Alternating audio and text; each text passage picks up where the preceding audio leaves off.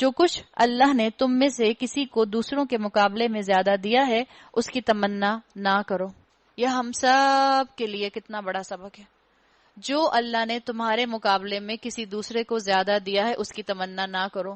ہو سکتا ہے کسی کو دیکھیں آپ کو لگے ہائے کتنی حسین ہے، کاش میں بھی ایسی ہوتی.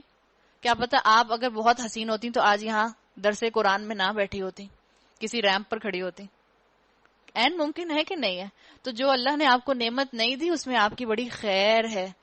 کیا پتا اللہ نے اگر آپ کو براؤن بال نہیں دیے تو اللہ نے آپ کو بچایا ہے، ورنہ آپ کسی بل بورڈ کی شان بنی ہوئی ہوتی. یہ اللہ کی شان ہے. اس لیے اللہ نے کہا تو تمہارے مقابلے میں کسی دوسرے کو فضیلت دی گئی ہے اس کی تمنا تم نہ کرو. ہم نے بات کی تھی نا کہ اللہ تعالیٰ نے کہا ہے لا یکلف اللہ نفسا الا وسعها. اللہ کسی نفس پر اس کے قدرت سے بڑھ کر بوجھ نہیں ڈالتا. تو اللہ تعالیٰ نے جس کو جو نعمتیں دی، اللہ نے جس کو جو پروویژن دیا وہ اس کے لیے کسٹم میڈ ہے، ٹیلر میڈ ہے. وہ اسے ہینڈل کر لے گا اگر وہ اللہ کی شریعت سے جڑ جائے گا. آپ اور میں اس کو دیکھ کر رشک نہ کریں. ہو سکتا ہے اللہ تعالیٰ سے میں کسی کو دیکھوں اور اس کو رشک کروں کہ ہائے کتنا بڑا گھر ہے، کاش میرا بھی اتنا بڑا گھر ہوتا. پتہ چلا اللہ ہمیں اتنا بڑا گھر دیتا تو ہم اس گھر کی صفائیوں میں ہی ایسے مصروف ہوتے، اس گھر کو سنبھالنے میں ہی، اس کی ڈیکوریشن میں اتنا مصروف ہوتے کہ آپ کو رمضان کے مہینے میں بھی گھر سے نکل کر قرآن سننے کا بالکل موقع نہ ملتا. تو اللہ نے آپ کو جس گھر میں پیدا کیا، جن ماں باپ کے گھر میں پیدا کیا، جس شوہر کے گھر میں بیاہ کر بھیج دیا، وہ عین آپ کے لیے مناسب ہے. آپ اسی میں رہ کر جنت کما سکتی ہیں. وہی آپ کے پیرامیٹرز ہیں. جو کچھ مردوں نے کمایا ہے اس کے مطابق ان کا حصہ ہے. آپس میں اس بحث میں بھی نہ رہنا کہ مرد اور عورت ایکول، اس بحث میں مت رہنا. جو مردوں نے کمایا ہے اس کے مطابق ان کا حصہ ہے. کیا مطلب؟ یعنی وہ جو کماتے ہیں اپنا سارا بینک بیلنس الگ کر کے رکھ لیں، بیگم یہ تو میں نے کمایا ہے، جاؤ میں تمہیں نہیں دے رہا. یا آپ ہاؤس وائف ہیں اور آپ کو پتا ہے کہ آپ کے زیور کی زکوٰۃ آپ کے شوہر دیتے ہیں، اچانک سے آپ کے شوہر کہیں جاؤ میں نہیں دے رہا، یہ تو میرا حصہ ہے. تو میں نے خود قرآن میں پڑھا ہے جو کچھ مردوں نے کمایا ہے اس کے مطابق ان کا حصہ ہے. جو کچھ مردوں نے کمایا ہے، کیا یہ دنیا کی ارننگ کی بات نہیں ہے، یہ اعمال کی ارننگ کی بات ہے. جو کچھ مردوں نے کمایا یعنی جو انہوں نے اعمال کمائے ہیں. ایک تسبو کا لفظ آیا ہے. کسب ہوتا ہے یہ کمائی جو اعمال کی کمائی ہو. اور جو کچھ عورتوں نے کمایا ہے اس کے مطابق ان کا حصہ ہے. ہاں اللہ سے اس کے فضل کی دعا مانگتے رہو، یقیناً اللہ ہر چیز پر علم رکھتا ہے. یعنی ایک دوسرے سے جیلس ہونے کی ضرورت نہیں ہے. علم میں آگے بڑھو، عمل میں آگے بڑھو. دنیا کی کمائی کے لیے جب آپ کو عربی میں الفاظ ملیں گے تو وہاں ملیں گے فضل کے، فا ضاد لام، فضل ملتے ہیں. اور ہم نے ہر اس ترکے کے حقدار مقرر کر دیے ہیں جو والدین اور قریبی رشتہ دار چھوڑیں. اب رہے وہ لوگ جن سے تمہارے عہد و پیمان ہوں تو ان کا حصہ انہیں دے دو، یقیناً اللہ ہر چیز پر نگران ہے. الرجال قوامون علی النساء، مرد عورتوں پر قوام ہے. قوام عربی زبان میں کہتے ہیں کسی بھی کام کا، کسی بھی نظام کا جو ذمہ دار ہو، جس کے اوپر کوئی نہ کوئی ریسپانسبلٹی ہو. جب مرد کماتے ہیں تو ان کے اوپر ریسپانسبلٹی آ جاتی ہے. اسکالرز کہتے ہیں کہ مرد جب کمائی نہیں کرتے، جو اللہ تعالیٰ نے ان کی نیچر میں رکھا ہے کما کر خرچ کرنا، جو مرد کمائی نہیں کرتے ان کی صلاحیتوں کو زنگ لگ جاتا ہے، پھر وہ غصہ کرتے رہتے ہیں. اسی لیے آپ دیکھیں کہ جو ہمارے پسے ہوئے طبقے ہیں، ڈاؤن ٹراڈن طبقے ہیں، ان کے اندر مرد کمائیاں نہیں کرتے، عورتیں سارا دن کمائیاں کرتی ہیں اور اس کے بعد جا کے میاؤں کی مار بھی کھاتی ہیں. تو مرد کی صلاحیت کے اندر یہ چیز رکھی گئی ہے. مرد اس وقت اپروپریٹ کام کر سکے گا، زندگی چلا سکے گا جب وہ مناسب طریقے سے اپنی کمائی، دنیاوی کمائی جو ہے وہ کرتا رہے گا. اب جب اللہ نے کہا الرجال قوامون علی النساء، تو کیا میں اور آپ اس پر ریزنٹمنٹ شو کریں؟ لاکھ شکر ادا کریں. حقیقت ہے اور یہ بات آج کی بچیوں کو بتانے کی ضرورت ہے. لاکھ شکر، کروڑ شکر اس بات پر کہ اللہ نے میرے والد کو میری پروٹیکشن کے لیے رکھا جب میں ان میرڈ تھی، اور میرے شوہر کو میری پروٹیکشن کے لیے رکھا جب اللہ نے مجھے نکاح کے دائرے کے اندر رکھ دیا. یہ اللہ تعالیٰ کا بہت رحم ہے. اب یہ میرا اور آپ کا مائنڈ سیٹ ہے کہ ہم ولی کا سر پر ہونا اس کو اپنے لیے ایک اللہ کی طرف سے پروٹیکشن سمجھتے ہیں یا قید سمجھتے ہیں. اب یہ میرے اور آپ کے اوپر ہے. اور آج کل بچیوں کو یہ بات بتانے کی بہت ضرورت ہے، اس لیے کہ سب بچیوں کو انڈیپینڈنٹ ہونے کا بہت شوق ہے. ہم انڈیپینڈنٹ ہو جائیں کس سے؟ ماں باپ کی بتائے ہوئے کرفیو سے. اس لیے کہ ماں باپ کے بتائے ہوئے رولز اور ریگولیشنز، پالیسیز، جو گھر کے ان کے قوانین ہوتے ہیں، وہ اولاد کو کرفیو لگتے ہیں. یہ کرفیو بہتر ہے ان کے لیے اور ان کی پروٹیکشن کے لیے. اللہ تعالیٰ نے یہاں پر جو خاص طور پر کہا کہ مرد عورتوں پر قوام ہے، یہاں خاص طور پر شوہروں کی بات کی گئی ہے. شوہر کا ایک درجہ زیادہ ہے بیوی کے مقابلے میں. مرد کی ذمہ داری اور کیوں ہے زیادہ؟ اللہ نے کہا بما فضل اللہ بعضهم علی بعض، اس بنا پر کہ اللہ نے ان میں سے ایک کو دوسرے پر فضیلت دی ہے.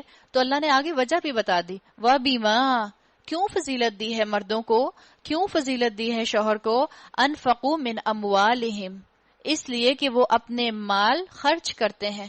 آپ دیکھیں مرد کی انسٹنکٹ کے اندر ہے کہ مرد کما کر خرچ کرتے ہیں. کبھی آپ اور میں کمانے لگ جائیں، آپ میں سے جو پروفیشنل خواتین ہیں آپ کو پتا ہوگا جو مال آپ کماتی ہیں اس کو آپ کتنا سنبھال کر استعمال کرتے ہیں.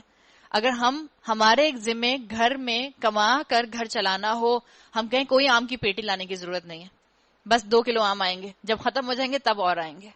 ہمارے ذمے اگر اللہ تعالیٰ نے اس طرح کی ذمہ داریاں لگائی ہوں، پھر دیکھیں ہم اپنے شوہروں کو کتنے کپڑے بنانے دیتے ہیں. ہمارے شوہر ہم سے حساب لیتے ہیں کتنے کپڑے بنائے تم نے سال بھر کے. ہم الماری کے سامنے کھڑے ہوں گے، وارڈروب کے سامنے 100 جوڑے لٹک رہے ہوں گے، اور شام میں ہم نے اپنی بہن کے گھر جانا ہے دعوت پہ، اور شوہر پیچھے بیٹھے ہیں صوفے پہ، کوئی کپڑے ہی نہیں ہیں، میں کیا پہن کر جاؤں. اور زیادہ تر اللہ کے بندے کیا کہتے ہیں اچھا بیگم جاؤ جا کے کپڑے لے کر آ جاؤ. اللہ نے مرد کے اندر یہ حقیقت میں رکھا ہے اور اللہ نے ترغیب بھی دی ہے. اللہ نے مرد سے کہا کہ بہترین صدقہ وہ ہے جو تم اپنے گھر والوں پر کرو، اپنے بال بچوں پر کرو. تو مرد کا اللہ نے انسٹنکٹ رکھا ہے کہ مرد خرچ کر کے احسان نہیں جتاتا، عورت خرچ کر کے احسان جتاتی ہے. جو عورتیں کماتی ہیں اس کے بعد وہ، اور اگر وہ مزید مور اوور گھر پر لگانے بھی لگ جائیں. ایک تو ہے نا عورت کما رہی اور اپنے اوپر ہی خرچ کرتی ہے، بڑا خوش رہتی ہے. ایک یہ ہے کہ عورت کما رہی ہے اور اب وہ گھر کی ذمہ داریوں میں شوہر کا ہاتھ بٹا رہی ہے، تو عورت بہت احسان جتاتی ہے. مرد احسان نہیں جتاتے. عورت احسان جتا دے گی شاید بولتے بولتے کہ جو کیک آپ کھا رہے ہیں نا یہ میں لائی تھی. کبھی آپ کے شوہر نے آپ سے کہا بیگم یہ جو جلیبی تم کھا رہی ہو نا افطار میں مزے لے لے کے، یہ میں لے کر آیا تھا. وہ کیا کیا گنوائیں گے، جلیبی گنوائیں گے، سموسے گنوائیں گے، چاٹ گنوائیں گے، کھجوریں گنوائیں گے، ڈرنکس گنوائیں گے. کوئی لمٹ ہے؟ تو جب اللہ تعالیٰ نے ان کو اتنا ایک قوام بنا کر رکھا ہے اور وہ اپنی ذمہ داری ادا کر رہے ہیں، تو آپ کا اور میرا فرض بھی بنتا ہے کہ ہم دل کے ساتھ اپنی ذمہ داریوں کو ادا کرنے کی کوشش کریں.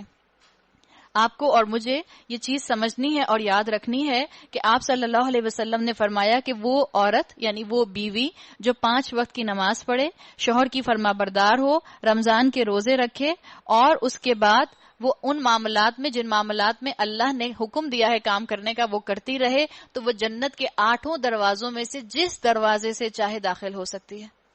کتنا بڑا آپ کو اور مجھے انسینٹیو مل گیا. کوئی زندگی ہماری مشکل ہوئی کہ آسان ہوئی؟ اللہ کا بندہ شکر ہے اس کے ذمہ کمانا ہے. ابھی ذرا موسم تو دیکھیں، کیا ہر وقت تو انسان جو ہے وہ 24 گھنٹے تو ایئر کنڈیشن میں نہیں بیٹھا رہتا. جو مرد باہر کمانے نکلتے ہیں ان کو 10 طرح کے کام ہوتے ہیں. آپ اور میں تو شاید 6 مہینے سے 8 مہینے سے صدر بھی نہ گئے ہوں گے. آپ کے شوہروں سے پوچھیں کتنی دفعہ صدر ہو کے آئے ہیں. اور باہر نکلنا اس موسم اس ٹیمپریچر کے اندر، ہماری اگر ایک دن کے بعد ہم ایک دن، یہ تو رمضان کی برکت ہے کہ ہم روز نکل کر آ رہے ہیں، ورنہ اگر ہم ایک دن بازار چلے جائیں اور 4-6 گھنٹے بازار میں لگا کے آ جائیں، اگلے دن ہماری بازار جانے کی ہمت نہیں ہو رہی ہوتی. ہم کہتے ہیں سر میں درد ہو رہا ہے، جسم بھاری ہو رہا ہے، آنکھیں بوجھل ہو رہی ہیں، بس میں کہیں نہیں جا سکتی. اور مرد روز صبح تیار ہو کے نکل جاتے ہیں خاموشی سے. آپ ناشتہ کراتی ہیں وہ بیچارے چلے جاتے ہیں، جیسا بھی آپ ناشتہ کراتی ہیں وہ چلے جاتے ہیں، کچھ کہتے بھی نہیں، پراٹھے کی فرمائش بھی نہیں کرتے آپ سے. ہیلتھ کانشیس جو ہو گئے بہت زیادہ. لیکن آپ کی اور میرے پاس اللہ تعالیٰ نے یہ آپشن دیا ہے. مردوں کو، شوہروں کو قوام بنایا ہے اس لیے تاکہ گھر کا ادارہ اچھی طرح چلتا رہے. اللہ ہمارے مسلمان مردوں کو قوام بننے کی، اس ذمہ داری کو نبھانے کی توفیق بھی عطا فرمائے.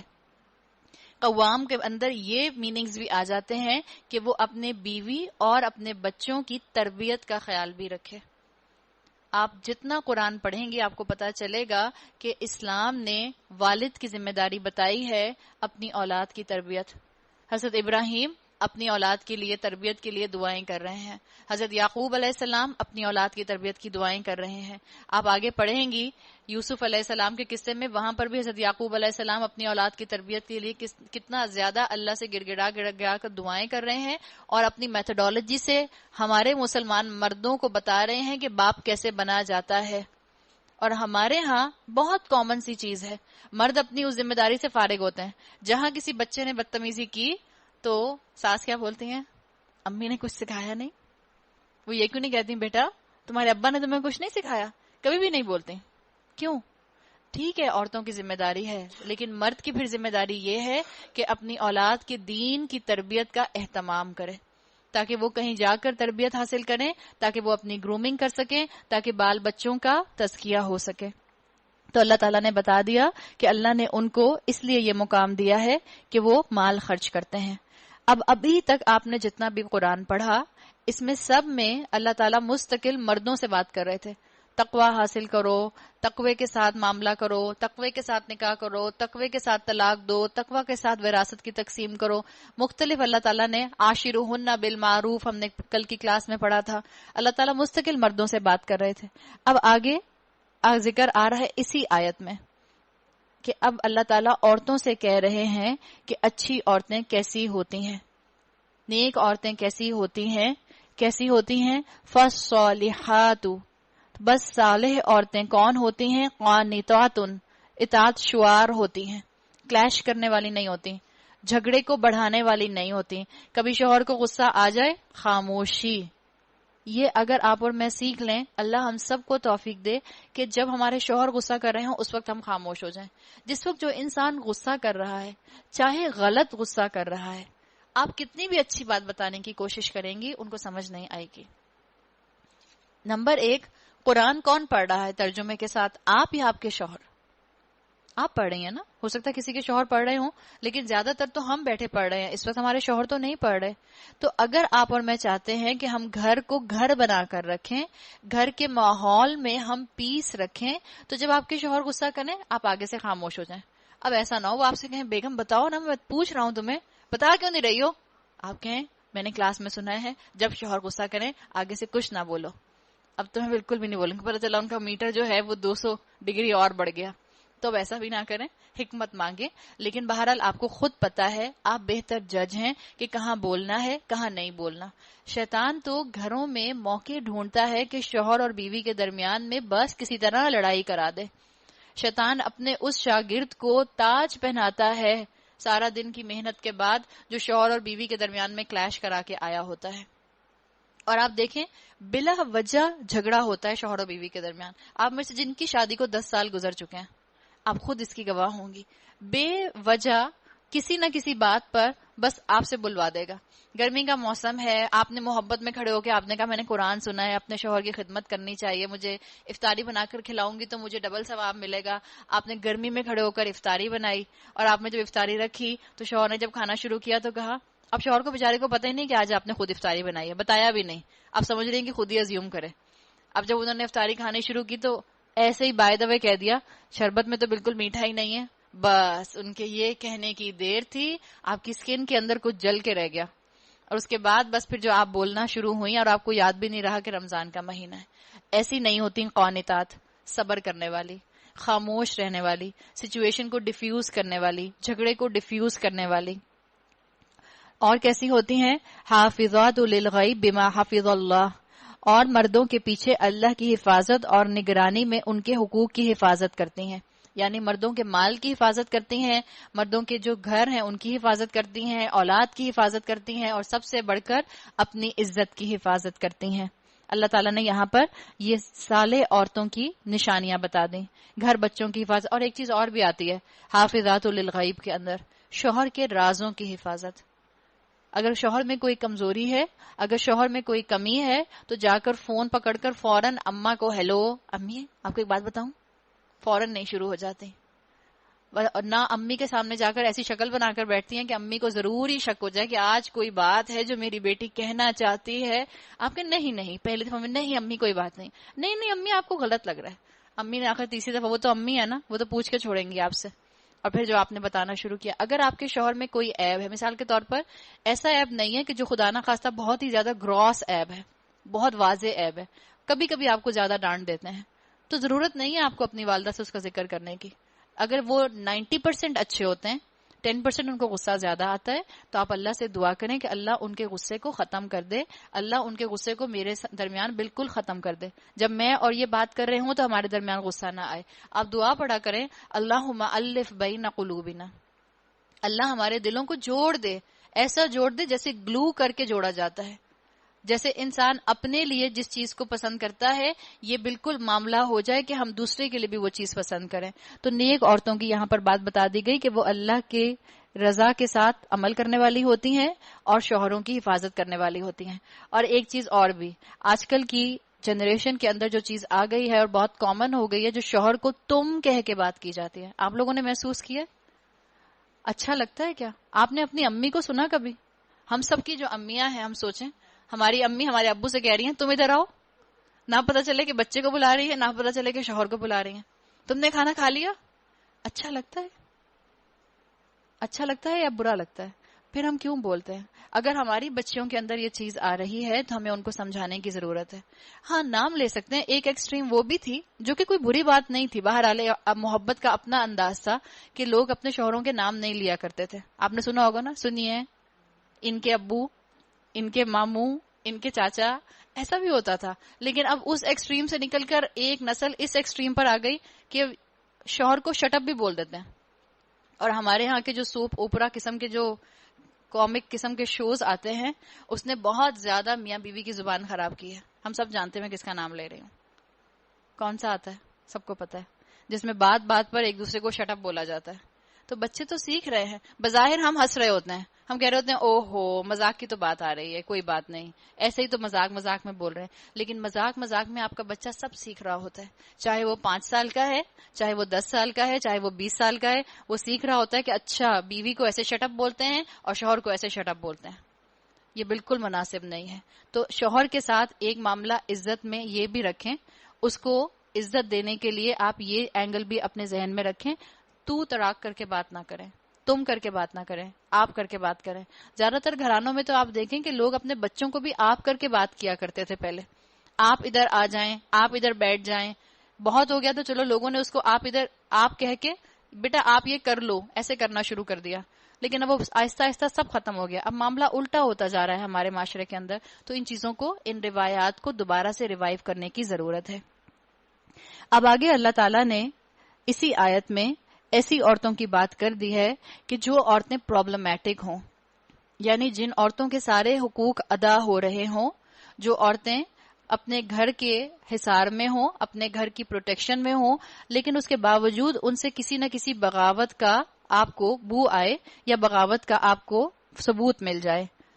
واللاتی تخافون نشوزہن، اور جن عورتوں سے تمہیں سرکشی کا اندیشہ ہو، یعنی جن عورتوں کی، اندیشہ کا مطلب وہ کاروکاری والا معاملہ نہیں ہے کہ بس ڈاؤٹ ہوا اور کڑہاڑی اٹھائی اور 2 ٹکڑے کر کے کاٹ کے برابر کر دیا. نہیں، اندیشہ ہو کا مطلب کہ اب آپ نے اس کو ایک دفعہ دیکھ لیا غلط کام کرتے ہوئے، 2 دفعہ دیکھ لیا غلط کام کرتے ہوئے، اب آپ اس کو سمجھانا چاہ رہے ہیں. تو اللہ تعالیٰ نے یہاں پر 3 سٹیپ بتائے ہیں کہ کیسے شوہر، کیونکہ قوام ہے تو اب اس کو ذمہ داری بھی نبھانی ہے. اب اس کو کیسے بیوی کی تربیت کرنی ہے. یہ نہیں کہ اگر اس نے سنا کہ اچھا میں نے یا دیکھ لیا یا کسی دوست نے بتا دیا کہ میں نے تمہاری بیوی کو تمہارے فلاں دوست کے ساتھ مثال کے طور پر دیکھا تھا، یا مثال کے طور پر شوہر نے دیکھا کہ اس کی ماں کے ساتھ بیوی بہت بدتمیزی سے بات کر رہی ہے. نشوز، زیادہ تر نشوز آتا ہے ایسی برائی میں جو برائی انسان کو ایکسٹرا میریٹل افیئرز کی طرف لے کر جائے، ایسا نشوز. اب اگر شوہر نے دیکھ لیا تو اللہ تعالیٰ نے کیونکہ شوہر کو قوام بنایا ہے تو اللہ نے کہا تمہیں 3 سٹیپس کے ساتھ اس کی پراپر سرجری کرنی ہوگی. کیسے کرنی ہوگی؟ تمہیں کیا پریونٹیو میجرز لینے ہوں گے. نمبر 1، فَإِذُوهُنَّ، کیا کرو؟ انہیں سمجھاؤ. فَإِذُوهُنَّ، ان کو وصیت کرو، واز کرو. فَإِذُو واز سے ہے، ہم کہتے ہیں نا واز سننے جا رہی ہوں، درس سننے جا رہی ہوں، یعنی انہیں سمجھاؤ، ان کے ساتھ بات کرو، ان کو سمجھاؤ کہ دیکھو یہ غلط کام ہے، ایسا نہیں کرنا چاہیے. بیٹھ کر ان سے ڈسکس کرو. یہ ہے قوام.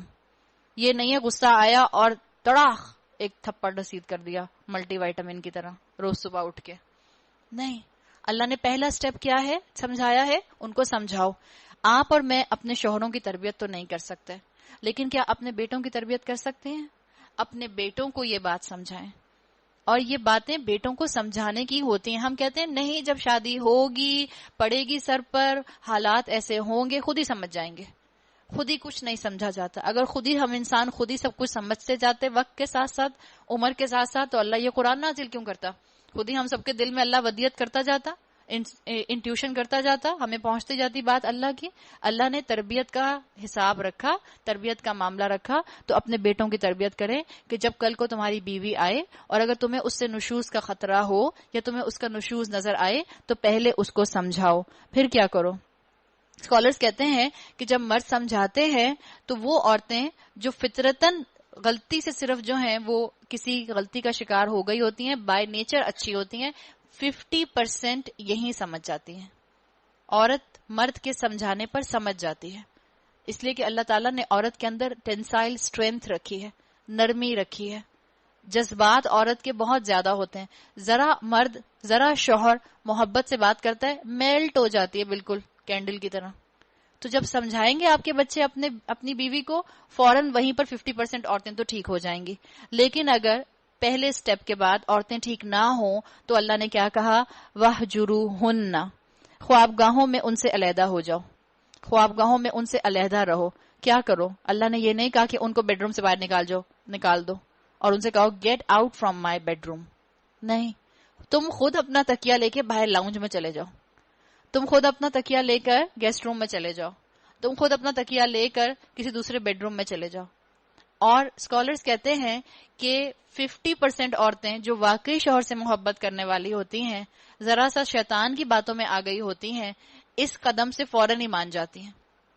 اس لیے کہ جب آپ کے شوہر ناراض ہوں تو ایک تو آپ کو محسوس ہو رہا ہوتا ہے کہ اچھا ناراض ہیں, کیسے مناؤں, کیسے بات کروں, کس طرح ان کے غصے کو ٹھنڈا کروں. اور کہاں آپ دیکھیں کہ شوہر تکیہ لے کے باہر چلے گئے, اب اٹس انڈرسٹوڈ کہ بہت ناراض ہیں, تو اب آپ کے لیے آسانی ہو جائے گی کہ آپ ان کو سمجھا سکیں کہ بھئی دیکھیں میرے سے یہ غلطی ہو گئی ہے, میں آئندہ نہیں کروں گی. تو سیکنڈ سٹیپ یہ ہے. اب اگر کوئی عورت ایسے نشوز پر آ گئی ہے کہ اس پہلے اور دوسرے سٹیپ کے بعد بھی سدھر نہیں رہی ہے, اپنی اصلاح نہیں کر رہی ہے, تب اللہ نے کیا کہا, وَاضْرِبُوهُنَّ, کیا کرو؟ ان کو مارو. ہم سب کو تو اس بات پہ بڑا غصہ چڑھتا ہے کہ اللہ تعالیٰ نے تو عورتوں کو یہاں پر یہ کہہ دیا کہ ان کو آبجیکٹ آف مارنا بنا لو, شوہروں سے کہہ دیا کہ ان کو مارو. اللہ نے کیا کہا؟ اللہ تعالیٰ نے یہاں پر ایک نیسیسری سرجری کے طور پر کہا. اب کیسے مارو یہ کون بتائے گا؟ اللہ نے تو بس یہاں کہہ دیا مارو, جیسے اللہ نے حج کے موقع پہ کہا تھا سر اپنے شیو کر لو. کون بتائے گا سر شیو کیسے کرنے اور کس نے کرنے اور کس نے نہیں کرنے؟ رسول اللہ صلی اللہ علیہ وسلم بتائیں گے. اب جب یہاں پر آیا وَاضْرِبُوهُنَّ, ایک شاک ٹریٹمنٹ دینا ہے بس, یہ نہیں ایسا تھپڑ رسید کیا کہ 5 انگلیوں کے نشان اس کے منہ پہ بن گئے, ایسا نہیں. اور دنیا بھر میں ہوتا ہے, لیکن ہم کہتے ہیں لو یہ اسلام میں کتاب میں قرآن میں لکھا ہے وَاضْرِبُوهُنَّ, اور ہم اپولوجیٹک مسلم بن جاتے ہیں فوراً, ہم شرم آنے لگ جاتی ہے. یہ لو اسلام میں یہ بات ہے کہ اپنی بیویوں کو مار سکتے ہو. آپ کا کیا خیال ہے, صرف مسلمان مرد اپنی بیویوں کو مارتے ہیں یا دنیا کے مرد اپنی بیویوں کو مارتے ہیں؟ دنیا میں عورتیں پٹتی ہیں, دنیا بھر میں. آپ نے پامیلا اینڈرسن کا نام سنا ہوگا, پوری دنیا میں اس کی خبریں آ گئی تھیں, اتنا وہ اپنے شوہر سے پٹی تھی.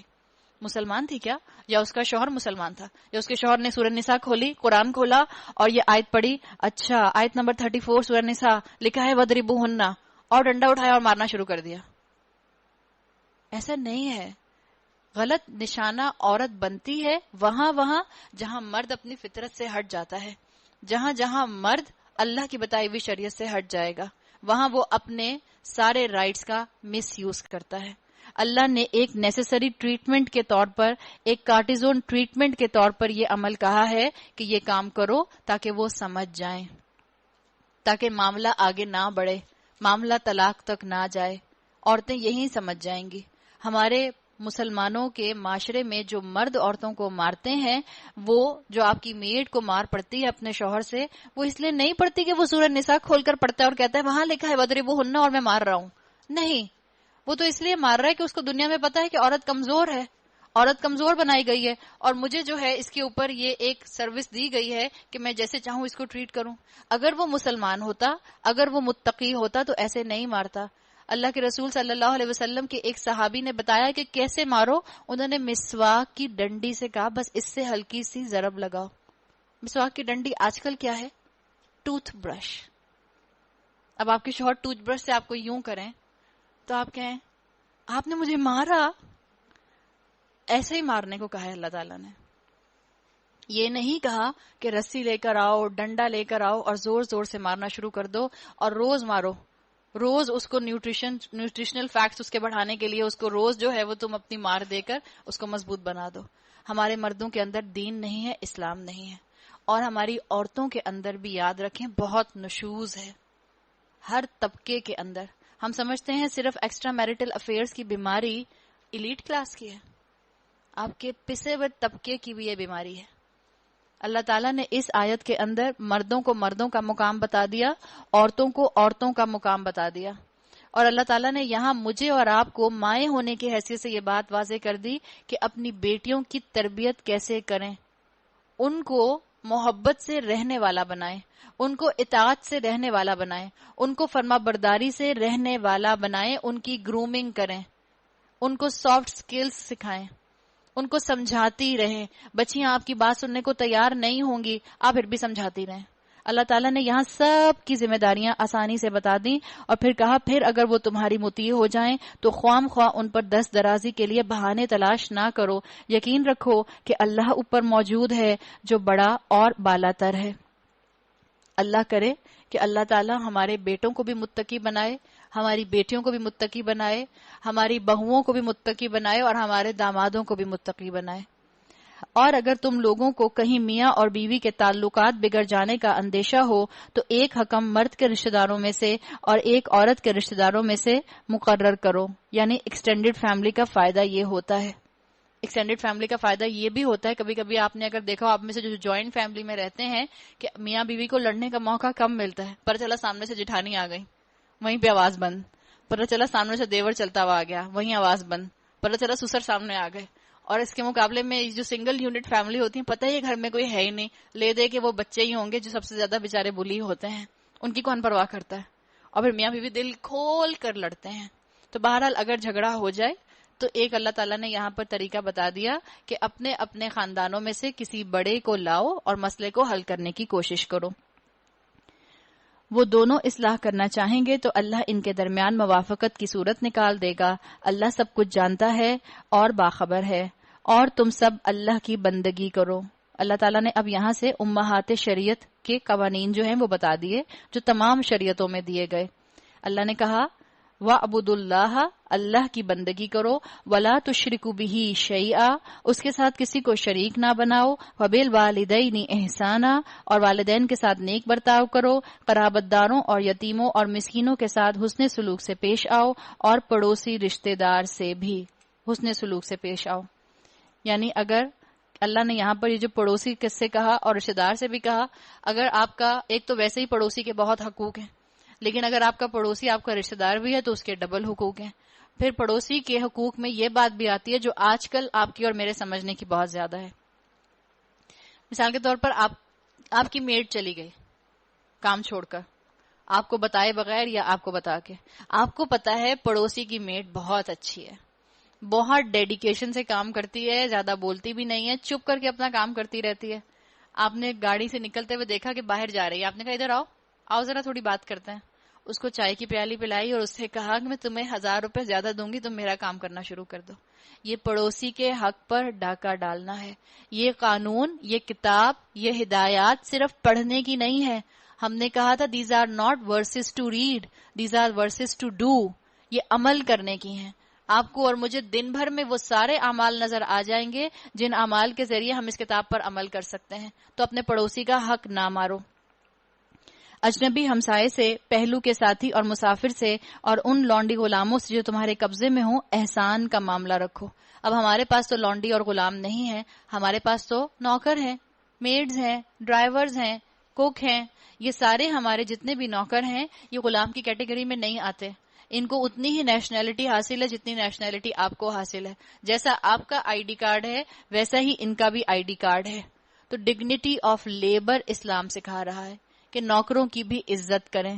آپ صلی اللہ علیہ وسلم نے وصیت کی تھی آپ نے کہ اچھے سلوک کے ساتھ اپنے نوکروں کو رکھنا.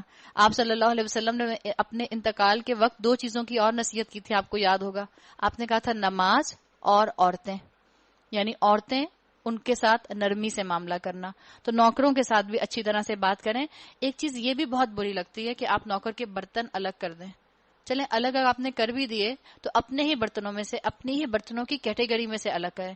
یہ نہ ہو کہ ہم سب تو کرسٹل کی پلیٹوں میں اور بڑی سے بڑی بہترین نوریٹیک کے اس کی سیٹ کے اس میں سے ہم برتنوں میں استعمال کرتے رہیں اور نوکروں کو ہم سٹیل کے یا پلاسٹک کے برتن دے دیں. اچھا نہیں لگتا. کسی نے اتنی اچھی بات کی, انہوں نے کہا کہ ان سے پوچھا ایک خاتون سے کہ آپ اپنے نوکروں کو یہ پلاسٹک کے برتن کیوں دیتی ہیں؟ تو انہوں نے کہا ان کی اورل ہائیجین بہت خراب ہوتی ہے. تو ان خاتون نے کہا کہ اچھا, جو آپ کے ڈرائنگ روم میں مہمان آتے ہیں آپ پہلے ان کا اورل ہائیجین سارا چیک کرتی ہیں پھر اپنے کرسٹل کے برتن ان کو دیتی ہیں استعمال کرنے کے لیے.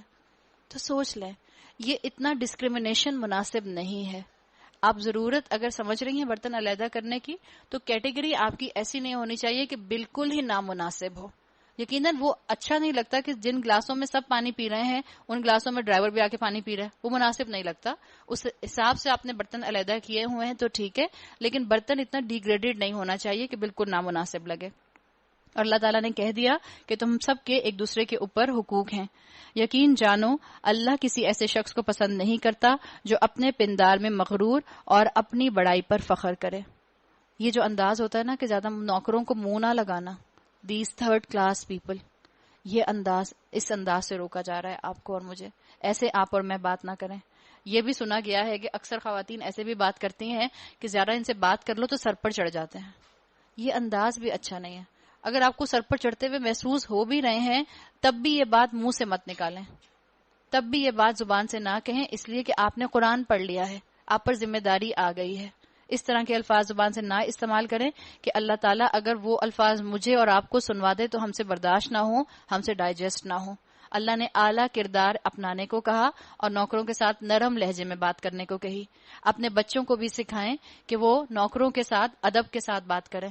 نوکر جو ہیں وہ 3 سال کے بچے کو یا 3 سال کی بچی کو چھوٹی چھوٹی پونی میں آ رہی ہیں اور آ رہی ہیں بیگم صاحبہ آ گئیں, اور جو اتنے بڑے صاحب میں پیچھے 50 سال کے وہ ان کا بیگ لیتے ہوئے آ رہے ہیں, اور صاحب آ رہے ہیں وہ کہہ رہے ہیں احمد صاحب کا بیگ ہے. اتنے بڑے بزرگ احمد صاحب آ رہے ہیں, نہیں 3 سال کے احمد صاحب ہیں. ڈرائیور جن کو کہہ رہے ہیں یہ احمد صاحب کا بیگ ہے, اور ڈرائیور کے ساتھ بچہ کیسے بول رہا ہے, ادھر رکھو, یہاں رکھو, دروازہ کھولو, بیگ پکڑو, اتنی گرمی ہے, لنچ باکس پکڑو. یہ تربیت ہے جو ہم اپنے بچوں کو دیں گے. بچوں کو سکھائیں کہ جب عمر میں بڑے نوکر ہیں تو ان سے آپ کر کے بات کریں. کیا نوکر کو انسان آنٹی نہیں بلوا سکتا, بچوں سے آپ ہی نہیں بلوا سکتا, باجی نہیں بلوا سکتا؟ برا لگتا ہے. اگر نہیں بھی بلوا رہے, اگر آپ کے گھر کا ماحول نہیں ہے بلوانے والا تو پھر آپ کم سے کم کہلوائیے اگر عمر میں بڑے نوکر ہیں. اس سے آپ کی اپنی انشاءاللہ کردار کی گرومنگ ہوگی. الذین یبخلون ویأمرون الناس بالبخل, اور ایسے لوگ بھی اللہ کو پسند نہیں ہیں جو کنجوسی کرتے ہیں اور دوسروں کو بھی کنجوسی کی ہدایت کرتے ہیں, اور جو کچھ اللہ نے اپنے فضل سے انہیں دیا ہے اسے چھپاتے ہیں. اگر اللہ نے مجھے اور آپ کو بیگم صاحب بنایا ہے تو یاد رکھیں یہ آپ کا اور میرا کریڈٹ نہیں ہے, یہ آپ کا اور میرا امتحان ہے. اللہ ہمیں اس امتحان میں کامیاب کرے. اور اگر آپ آپس میں 2 دوستیں بیٹھ کر باتیں کریں, اللہ نے کہا نا کہ نہ خود کنجوسی کرو نہ دوسروں کو کنجوسی کرنے کا کہو. 2 دوستیں آپس میں بیٹھ کر بات کر رہی ہیں اور آپ کہیں کہ میرا ڈرائیور, میں تو سارا دن اس سے کام لیتی ہوں, بس 5000 دیتی ہوں, اور دوسری کہ ہے تم کتنی سمجھدار ہو, میں تو اتنی بے وقوف ہوں, میں 15000 دیتی ہوں, اب آئندہ سے میں بھی کم کر دوں گی. یہ کنجوسی ہے. وہ کسی نے اتنا اچھا کچھ عرصہ پہلے سوشل میڈیا پر ایک ویڈیو لگائی ہوئی تھی کہ ایک آدمی جا رہا ہے سڑک میں گرمی سے, اور ناریل والا جو ہے وہ ناریل بیچ رہا ہے. ناریل والے سے اس نے پوچھا کتنے کا ناریل ہے, تو وہ کہتا ہے دکان والا کہ 30 روپے کا ناریل ہے. وہ بحث کرتا ہے نہیں 20 کا دو, 20 کا دو, 20 کا دو, 20 کا دو. وہ بحث نہیں, وہ باندھا, وہ کہتا ہے نہیں صاحب مجھے وارا نہیں کھاتا, میں 20 کا نہیں دے سکتا, میں 30 کا ہی دوں گا. آخر وہ نہیں لیتا اور وہ چلا جاتا ہے. تھوڑی دیر کے بعد وہی آدمی جس نے اتنی تکرار کی تھی کہ مجھے 20 کا ناریل دو, وہ واپس آ رہا ہوتا ہے اور اس کے ہاتھ میں کوک کی بوتل ہوتی ہے. تو اس کو وہ ناریل والا روک کے پوچھتا ہے صاحب یہ آپ نے کتنے کی لی؟ کہتے ہیں 35 روپے کی. تو کہتا ہے صاحب میں تو آپ کو ایک اچھی چیز دے رہا تھا 30 روپے کی, آپ وہ بھی نہیں لے رہے تھے. تو ایک دم سے آپ دیکھیں سوچنے کی بات, ہم کیا بڑے سے بڑے مال میں جا کر بارگیننگ کراتے ہیں؟ عام والے سے ہم 5 روپے کم کرا کے اتنا اپنے آپ کو 30 مار خان سمجھتے ہیں, اور گھر آ کے کہتے ہیں میں تو بس اتنے کلو آم لے کر آئی. آپ کتنے کلو لے کر آئے تھے؟ دیکھا میں سستے لے کر آئی. یہ طریقہ بھی اچھا نہیں ہے. اگر آپ کو اللہ نے دیا ہے تو یہ 5-10 روپے کے لیے اس غریب کے لیے جو دھوپ میں کھڑا, سخت لو میں کھڑا, اپنی اولاد کے لیے پیسے کما رہا ہے, اپنے گھر والوں کے لیے 2 وقت کی روٹی کا انتظام کر رہا ہے, 5-10 روپے کے لیے اس سے نہ لڑیں, یہ کنجوسی ہو جائے گی. ایسے کافر نعمت لوگوں کے لیے ہم نے رسوا کن عذاب مہیا کر رکھا ہے. ہاں, اس میں بیلنسڈ ایٹیٹیوڈ یہ ہے کہ سنت طریقہ کیا ہے کہ 3 جگہ سے قیمت معلوم کر لی جائے. یہ سنت طریقہ بہرحال ہے. اگر آپ کو کسی چیز کا معلوم نہیں ہے کہ اس کی کیا قیمت ہے, سنت طریقہ یہی ہے کہ کسی چیز کی قیمت کم سے کم 3 جگہ معلوم کی جائے, اور پھر اس کے بعد اس کو اس جگہ سے لے لیا جائے جہاں سے آپ نے سب سے پہلے پوچھا تھا, اگر تینوں کی ایک ہی قیمت ہے. اور وہ لوگ بھی اللہ کو ناپسند ہیں جو اپنے مال محض لوگوں کو دکھانے کے لیے خرچ کرتے ہیں. یعنی اپنے گھر کے غریبوں کو پہلے دیں, لوگوں کو دکھانے کے لیے کہ تمہارے گھر میں کوئی غریب تو نہیں ہے, میں اسے دینا چاہ رہی ہوں کچھ. اگر آپ کے اپنے گھر میں غریب بیٹھے ہیں تو پہلے ان کی مدد کریں. در حقیقت نہ اللہ پر یہ یقین رکھتے ہیں اور نہ روز آخر پر. سچ یہ ہے کہ شیطان جس کا رفیق ہوا اسے بہت ہی بری رفاقت میسر آئی. آخر ان لوگوں پر کیا آفت آ جاتی اگر یہ اللہ اور روز